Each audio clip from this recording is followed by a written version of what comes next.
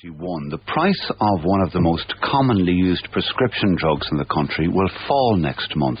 Patients using atorvastatin, branded as Lipitor, it's used to treat high cholesterol, will be offered cheaper generic alternatives by their chemists. More drugs will be added to a list being drawn up to save the state millions on drug costs later in the year. Rory O'Donnell is president of the Irish Pharmacy Union. He's on the phone. Good morning, Rory. Good morning, John. If I use Lipitor, what happens now? If you present your prescription for Lipitor to a pharmacy in Ireland, you will be offered the cheaper generic alternative as of yesterday, actually.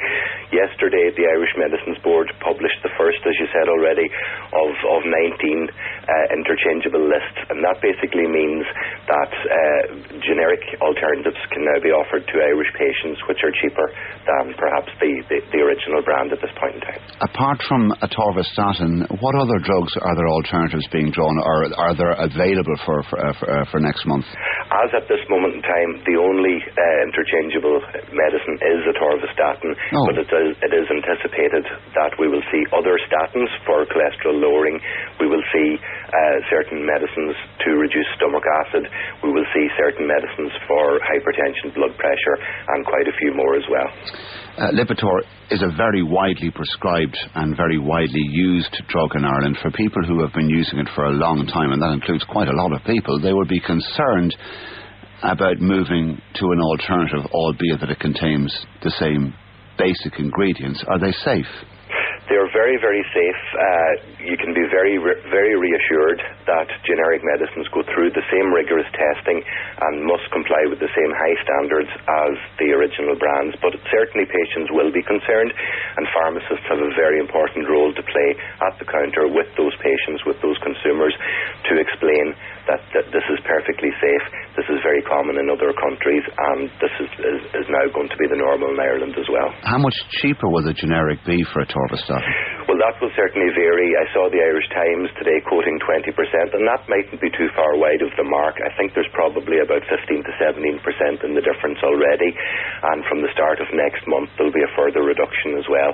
So 20% is probably around the right ballpark. How does that compare with the price of equivalent generics, for example, in the UK?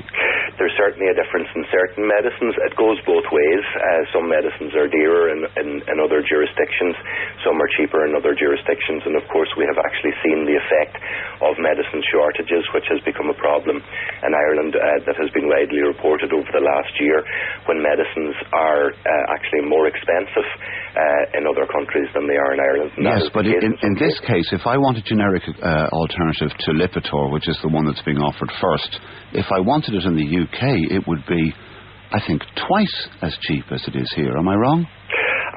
There could be a difference. Certainly, I couldn't tell you what the actual difference is.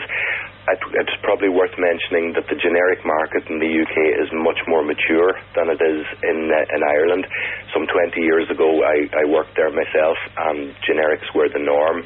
We have quite some catching up to do, and it's a low generic penetration. But this Act and these measures will start to see a much greater increase in the usage of generics, and thereby you will start to see price decreases as well. This is a choice. If I'm offered an alternative by my chemist and I say, no, I want to stick with the drug that I've been using all along, the type of drug I've been using all along, can I do that?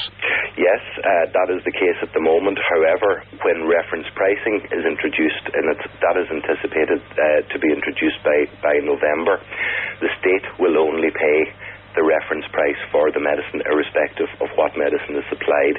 And in that case, if the patient wants to stick on the brand that they have been used to, they may have to pay the difference between the cost of the reference price and the cost of the brand that they want. What does it mean for pharmacists? If I choose a cheaper alternative, presumably that means less markup and less profit for a pharmacist. Well, I suppose the most important thing is what the pharmacist has to do to explain to the patient that these medicines are interchangeable, because you quite rightly said patients become very brand loyal. They become very accustomed to the same shape, the same size, the same colour of tablet, and that may well change. So obviously the reassurance is a huge part of the pharmacist's day, and that will become more and more acute as time goes on with these. But will pharmacists lose money as a result? Yes, potentially there will be a loss to pharmacy. There's no question about that. It is a win for patients and it is a win for the state. And today is a very good day for Irish patients because, as I said, this is the first of many interchangeable lists that will see a reduction in the price. Rory O'Donnell, President of the Irish Pharmacy Union, thank you for speaking to